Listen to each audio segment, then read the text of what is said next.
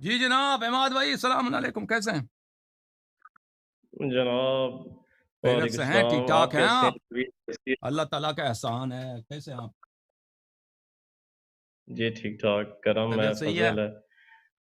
آپ جیلم میں ہیں، جی کہاں بس چلے گئے؟ جی ادھر ہی ہیں جناب، بخار تھا کافی زیادہ۔ باقی یہ کہ انجینئر مرزا کے اوپر قانونی کارروائی کی ہوئی ہے آپ کہ نے اس نے کیا؟ جو نبی علیہ جی آپ کی جی محبت ان سے محبت کم ہو گئی ان سے کیا؟ نہیں، محبت حسن بھائی اللہ رسول کے پہلے لیے والا صلی محبت نہیں اللہ ہے ابھی، علیہ ہاں وآلہ، ہاں۔ اور جدائیاں بھی اللہ رسول کے لیے ہیں۔ اچھا، وہ تو پہلے آپ کہتے تھے کہ یہ تو آپ کے استاد ہے، پتہ نہیں کیا کیا وہ اب نہیں نہیں نہیں، ہے؟ استاد تو میرا ہی نہیں نا، میرا استاد میرے بھائی، میں تو ان کو ہی مانتا ہوں جن سے میں نے پڑھا ہے۔ انجینئر ہوں، مرزا تو جسٹ ایک آپ جیسے فرینڈ ہیں، تھے، اچھا، آپ تو نہیں ہیں، کیونکہ ہوں۔ جب سے انہوں نے نبی علیہ السلام کی گستاخیاں، پہلے بھی میں نے منع کیا انجینئر مرزا کو کہ باز آ جاؤ آپ ان حرکتوں سے، مگر وہ نہیں آئے، تو میں نے پھر تو تو علمی تو اختلاف آپ کیے تو تو اگر اس نے آپ کے نزدیک وہ گستاخ رسول ہیں صلی اللہ علیہ وآلہ وسلم کیا؟ ہاں ہاں ہاں، جی جی جی جی، بالکل تو آپ کے بالکل نزدیک جی، وہ جو نبی علیہ واجب القتل ہیں، السلام، مرتد واجب القتل ہیں کیا وہ؟ میری بات سنیں نا، جو نبی علیہ السلام کے بارے میں یہ بات کہتا ہے کہ چھوکرا نعوذ باللہ، تو میں یہ سمجھتا ہوں یہ گستاخی ہے نبی علیہ السلام کی، جب تک یہ توبہ نہ کرے۔ میں تو ہوں۔ آپ کے چینل کے توسط سے کہوں گا توبہ کرو انجینئر مرزا، کہ تم تو نے توبہ اہل ہوتی ہے؟ بیت کے بارے میں بھی گستاخ کا توبہ ہوتا ہے اپنے لوگوں کے ہاں؟ باتیں کی ہیں۔ گستاخ کا توبہ قبول ہے؟ یہ تو کسی کا فتویٰ نہیں ہے۔ اگر کوئی شخص گستاخی رسول صلی اللہ علیہ وسلم کرتا ہے نا، آپ بات لوگوں کے ہاں تو یہ یہ ہے، حکم یہی ہے بات یہ کہ وہ اگر توبہ کرے، توبہ تو اس کے اور اللہ کے درمیان ہے، ظاہر میں اس کا توبہ قبول نہیں ہے، یعنی وہ واجب القتل ہے۔ آپ لوگوں کے ہاں تو یہ نہیں حکم یہی ہے نا؟ ویڈیو میں آ کے توبہ کرے، ویڈیو میں آ کے توبہ کرے کہ میں اعلانیہ توبہ کرتا ہوں، نہیں، پھر آپ اپنے دیٹس مذہب آل۔ سے پھر گئے بھائی، مذہب سے پھر گئے آپ عماد بھائی۔ دیکھیں آپ نہیں اپنی نہیں کتب نہیں میں نہیں نہیں، جائیے، ہاں یہ آپ لوگوں کے ہاں جو واقعا جو شاتم ہوتا ہے نا، میرا میرا نبی یہ صلی اللہ علیہ وسلم کا اسٹانس جو ہے، شاتم ہے، آپ لوگوں کا موقف یہی ہے کہ بھائی وہ توبہ کر بھی لے، میرا توبہ شاید اللہ اس کی قبول کرے، لیکن دنیا میں اس کا حکم قتل ہے۔ یہ آپ لوگوں کا تو یہ حکم ہے بھائی، اس کو آپ نے واجب القتل بنا دیا نا۔ نہیں نہیں، میں یہ کہہ رہا ہوں میرا یہ اسٹانس ہے اور علماء کا یہ اسٹانس ہے کہ توبہ کرے آ کے۔ طارق جمیل صاحب نے اس کو کہا یا ہے یا تو کہ بھائی وہ یار اگر یا بھائی اگر وہ بھائی اگر حسادت وصلہ کا چکر ہے، اگر اس نے گستاخی نہیں کیا ہے تو اس کو کیوں واجب القتل بنا دیا تم لوگوں نے؟ اگر وہ واجب القتل ہے تو اس کو توبہ سے اس کی تو وجوب قتل تو رد نہیں ہوتا۔ یہ کہاں سے آپ لوگوں اینی نے وے بدعت نکال دی؟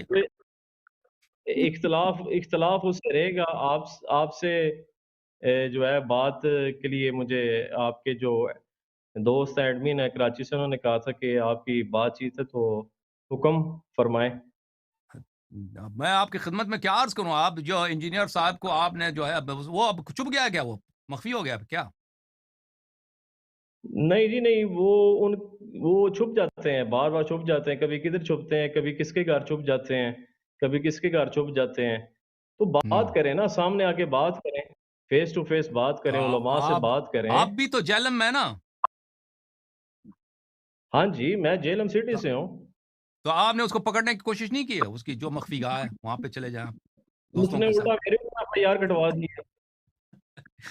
اچھا اچھا، بڑی بڑی بات ہے بھائی۔ اچھا، تو بہرحال اللہ تعالیٰ آپ کو عزت دے۔ یہ جو شتم نبی صلی اللہ علیہ وآلہ وسلم ہے، یہ کوئی اتنا کوئی اس طرح پاکستان میں تو بہت ہوتا ہے نا کہ ہر ایک پہ وہ تہمت لگاتے ہیں کہ بھائی اس نے گستاخی کی ہے، اس نے بے احترامی کیا ہے۔ تو آم، یہ اس میں ذرا احتیاط کرنی چاہیے کہ ہر بات پر کسی نے اگر شتم نہیں کیا ہے، وہ اگر مثلا کوئی اس کی تعویل کر کے اس کو غیر شتم کو شتم بنا دیتا ہے نا، گالی کو، جس نے گالی نہیں دیا اس کو وہ اپنی تعویل سے اس کے کلمات کو گالی میں تعویل کرتا ہے، تو اس طرح نہ یہ نہیں کرنا چاہیے۔ بہرحال اس مسئلہ میں بڑا احتیاط کی ضرورت ہے، اور علماء میں تو حسادت بھی بہت ہے، کیونکہ وہ شخص اس کے پاس میڈیا میں فالوور بہت ہیں، لوگ اس کے پروگرام کو دیکھتے ہیں، تو مولوی لوگ اس کے حسادت بھی کرتے ہیں۔ تو بہرحال جو حقیقی مسئلہ ہے مجھے نہیں معلوم اس کا، اللہ ہی جانتا ہے، آپ لوگ جانتے ہیں۔ میں تو اس کے کلپ وغیرہ دیکھتا بھی، میں نے صرف سنا کہ اس کو ایسا اس پہ فتویٰ لگا ہے۔ اب آپ آئے ہیں یہاں پر ہم سے گفتگو کرنے کے لیے، وہ ایک مناظرے کا چیلنج بھی آپ نے دیا تھا ظاہر۔ آپ نے مجھے چیلنج دیا کیا واقعا جی جی مناظرے کا؟ آپ نے مجھے مناظرے کا چیلنج دیا محمد صاحب؟ میں نے دیکھیں جی بات یہ ہے کہ کسی نے آپ کے بارے میں مجھے کہا تھا کہ آپ اللہ حسن اللہ یاری سے بات نہیں کر سکتے، تو میں نے کہا کہ کس بارے میں بات نہیں کر سکتا؟ جی آپ کسی ٹاپک میں کہا جی کیوں نہیں بات کر سکتا؟ ہمارا جو اختلاف ہے، میرا تو حسن اللہ یاری صاحب آپ سے ایک ہی سوال ہے، کیا اہل بیت اعظام، جی قرآن اور صحیح حدیث سے آپ نے جواب دینا ہے، کیا قرآن اور حدیث سے اہل بیت اعظام معصوم ہیں؟ اس کی قرآن کی ایت سے آپ مجھے پلیز دلیل دے دیں۔ او بھائی یہ ابھی آپ یہ میرے بھائی بھول گئے، یہ پچھلے جب آپ سیشن میں آئے تھے نا حدیث ثقلین پہ بات جا رہی تھی، آپ نے یہاں پہ خود اعتراف کیا تھا کہ حدیث ثقلین صحیح ہے، اور اسی صیغے کے ساتھ نہیں نہیں وہ وہ جو مجھے آپ دلیل دیں، ساری بات کلیئر ہو جاتی ہے، دیٹس آل۔ ہم، تو آپ نے خود اسی صیغے کے ساتھ اسی الفاظ کے ساتھ اقرار کیا تھا کہ یہ حدیث صحیح ہے، اگر کسی کو شک ہے تو وہ میرا کلپ دیکھ لے اماد الاسلام کے صاحب کے ساتھ، یہ 2-3 مہینے پہلے آئے تھے کہ انی تارک فیکم ما ان اخذتم به لن تضلوا بعدی ابدا کتاب اللہ و عترت اہل بیتی، کہ میں تمہارے درمیان ثقلین چھوڑ کے جا رہا ہوں کہ اگر ان کی اتباع کرو گے تو کبھی گمراہ نہ ہو جاؤ گے، کبھی گمراہ نہ ہو جاؤ گے، وہ قرآن اور اہل بیت علیہ السلام۔ جب رسول اللہ صلی اللہ علیہ وسلم نے فرمایا کہ اگر ان کی اتباع کرو گے تو کبھی گمراہ نہ ہو جاؤ گے، مثلا میں اگر انجینئر محمد علی مرزا کی اتباع کروں تو ہو سکتا ہے میں گمراہ ہو جاؤں، کیونکہ وہ جب جملہ خطا کہے گا، غلط کہے گا، تو میرا عقیدہ غلط ہو جائے گا، تو اگر فتویٰ دے گا نماز کا غلط ہے، نماز کا فتویٰ اس نے غلط دے دیا، وضو وغیرہ، تو میں تو گمراہ ہو گیا، سنت سے نکل گیا۔ لیکن اگر دنیا میں ایک ایسا شخص ہے کہ اس کا ہر قول صحیح ہے، اس کا ہر فعل صحیح ہے، وہ کبھی مجھے گمراہ نہیں کر سکتا، اس کی میں اگر اتباع کروں، نماز اس جیسا پڑھوں، روزہ اس جیسا رکھوں نا، توحید میرا اس کے اقوال کے متوافق ہو، یعنی اللہ نے فرمایا کہ اس کی اتباع کرو، تو لازمی بات ہے کہ وہ معصوم عن الخطا ہے، وہ معصوم ہے، معصوم ہے، یہ حدیث متواتر ہے، اور آپ نہیں پچھلی نہیں سیشن میں آئے آپ نے تھے پچھلے، قرآن کی ایت کیا اہل بیت معصوم ہے یا نہیں؟ قرآن کی ہے سر حسن اچھی بات ہے، آپ نے یاری پہلے صاحب، کہا نا قرآن و سنت سے، تو میں نے اس لیے اس حدیث شریف کا کیونکہ ذکر پہلے کیا۔ قرآن ہے، first of all okay Quran, okay پھر دین اوکے اوکے اوکے، پیش کریں۔ کیونکہ پچھلے ہفتے آپ آئے آپ نے تھے نا، قرآن کی پچھلے، ایت نہیں ہے۔ اوکے، پچھلے ہفتے جب آپ آئے تھے تو آپ نے اللہ آپ کا بھلا کرے، آپ نے اسی کے متعلق بات چلی تھی، کیونکہ آپ نے اس کا اعتراف کیا تھا، تو میں نے اس لیے آپ کے اس کا ذکر کیا تھا۔ تو اب قرآن کی آیت سے دیکھیں عزیزو، اللہ تعالیٰ کا فرمان ہے قرآن مجید فرقان حمید میں، دیکھیں، اگر پہلی بات تو میں ان کو جواب دے دوں کہ اگر میں اس بات کو قرآن مجید سے ثابت نہ بھی کر سکوں نا، کیونکہ ایک متواتر حدیث ہے، تو اس میں کوئی خدشہ نہیں ہے، ٹھیک ہے نا؟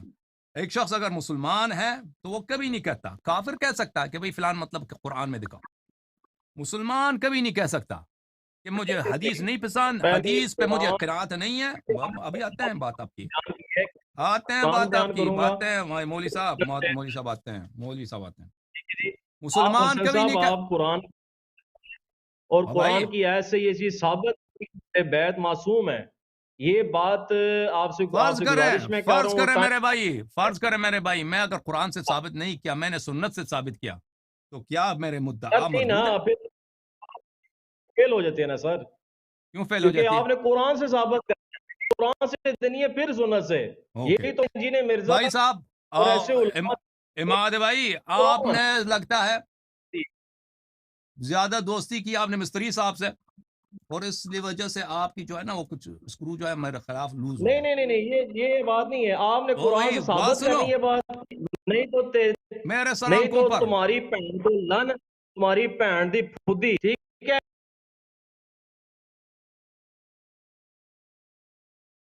کیوں اس طرح گالی دیتے ہو؟ اور کاٹ کے چلا گیا، کاٹ کے چلا بھی گیا،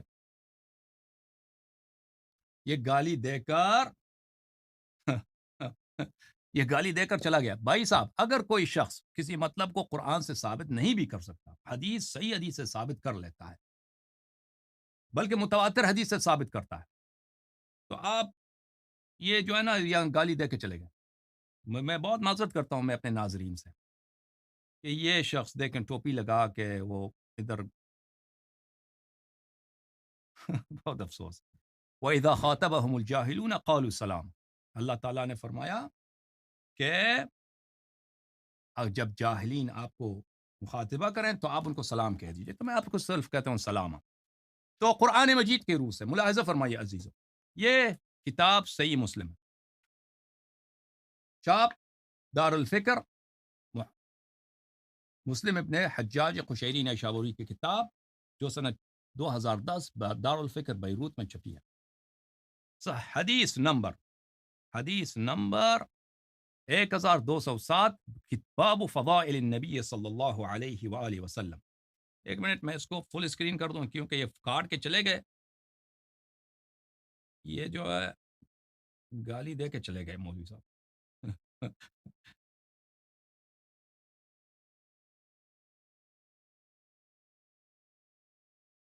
اچھا، حدیث یہ ہے میرے عزیزوں، عائشہ سے روایت ہے اور یہ حدیث متواتر صحیح.